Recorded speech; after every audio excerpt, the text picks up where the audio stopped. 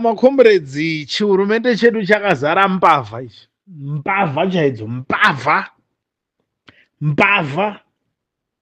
Ende muri kuona panorwadzira nyika yeZimbabwe. Tarisai time yakaba Chivayo. Mari yemagetsi kuti ndirini, that was a long time ago. So chadhakwisa Zimbabwe ka ndechekuti munhu nhasi anoba skandal robva raita breaking news roita mbiri isingaiti, vanhu vobva vati my way, izvizvi munhu anosungwa, only to realize kuti aiwa munhu haana kwaari kutoenda, munhu atogona atozunganidzira pfuma yake. So vari kuonawo vamwe vachatoregreta kuti my way, takatosiya dhiri tichitodarika tichitotya kuti tosungwa nekuita sei. Izvo uchitongoba mari yako ukangogara waba uchizobva waziva kuti ndina Major Street na PP na Minister 1 ndatopedza. So munhu wese akuba izvizvi, munhu wese kuZimbabwe vanhu vari kuba zvisingaiti vanoshanda muhurumende.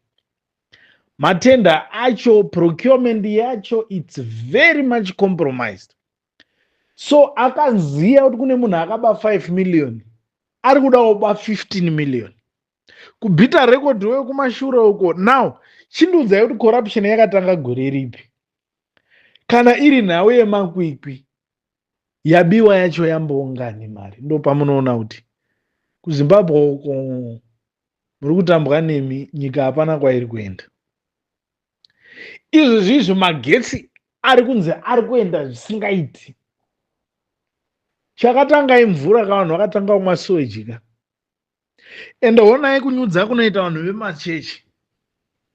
Vobva vatanga kugadzira zvavo zvema-anointing oil, ma-wrist band, nechimwe muchingonzi isai madrops mumvura iyoyo. Sewage shoma inenge ichibuda yacho namovha manzi mwayai anointing oil imomo. Hapana chinokuwanai. You are washed by the blood of the lamb. Wamana tumwe tumadhiri twamunozoisawo Jesu mukati paAfrica apo. Ndizvo here. Vakomana kudenga kuchanotsva munhu. Kudenga kuchanotsva munhu.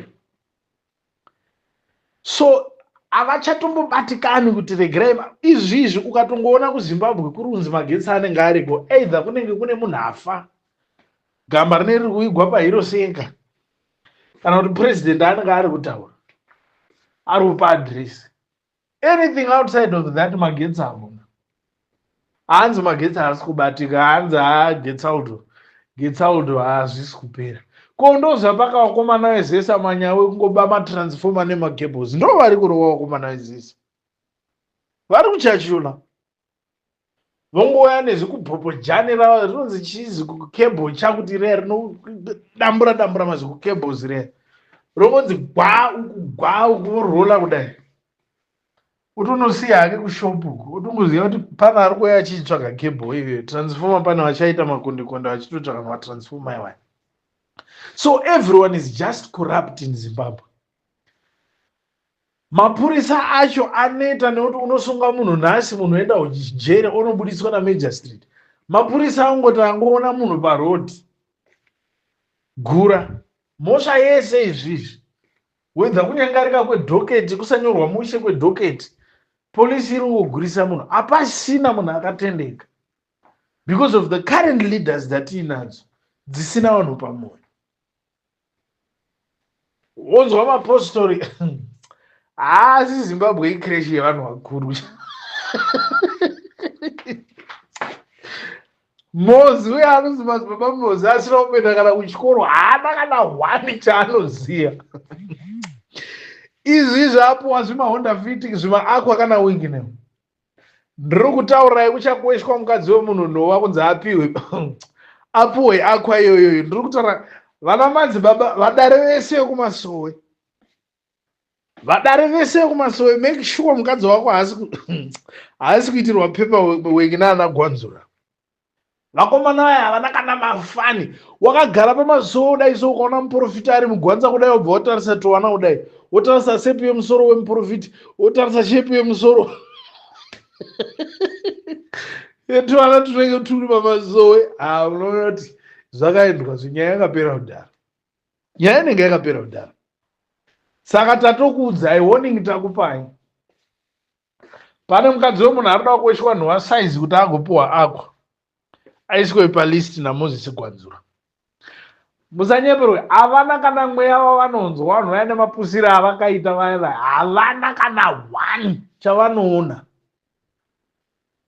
Manzwa here? Kumasowe munhu aipupurwa unzi akunzwa mweya, vaitestwa. Makapedzisira rini kunzwa unzi kumasowe kuruda unotestwa vanhu unzi munhu anonzwa mweya here? Kana panototestwa munhu pacho vanotoudzirana kuti hari yekutanga tichaisa chakati, yechitu ndichaisa chakati. Ukaona ndakubvunza mune yakati, unotaura kuti mune chakati. Zvese angova dhirama. Vanhu vari kuhaiwa kunana Epworth mahore e50 cents unzi uyai muye kuite madhirama kumasowe. Handi muri kuona. Saka ende maZimbabwenzi musi wamuchanzwa kaunzi kune candidate yakudaita president yekumapostori. Zimbabwe iri kuvarwa chaivo, because dhirama racho rei ratoshata. Hapana zvichinei chichabuda. Ende vanhu dzingori nharo. Munoda kuzoyoka bako mvura yanaya. Apostori Chiwenga akagara azvitaura akati vanhu vamadununu hapana kana chinozikanwa usiku hutatu hwega. Chega chavanongogona kusonesa magemenzi nekuisa bhuluu chete. Idzo ndimi dzacho uchingodzinzwa dzichitaurwa. Mwari nekurongeka kwake nemazira atinomuita unatsa kuona kuti Mwari haana kupusa bazoti anotaura chilanguage ichi ndezvekupenga izvi, zvakasara izvi. God is organized. Mwari munhu weorder, haasi munhu wemvenge wapusa kuti vanhu vari kutambwa navo nemapostori aya. Muchingosekerera muchisiya wikinero achiita zvaanoita. Mukaona maakusekwa nezvidhakwa muchinzi mapuhwa mabhazi, zvidhakwa zvoona mabhazi zvoona mapostori achimba, kwaakuti pwati kuseka. Kwaunditaurira kuti mumasowe avo munenge muna Mwari imo.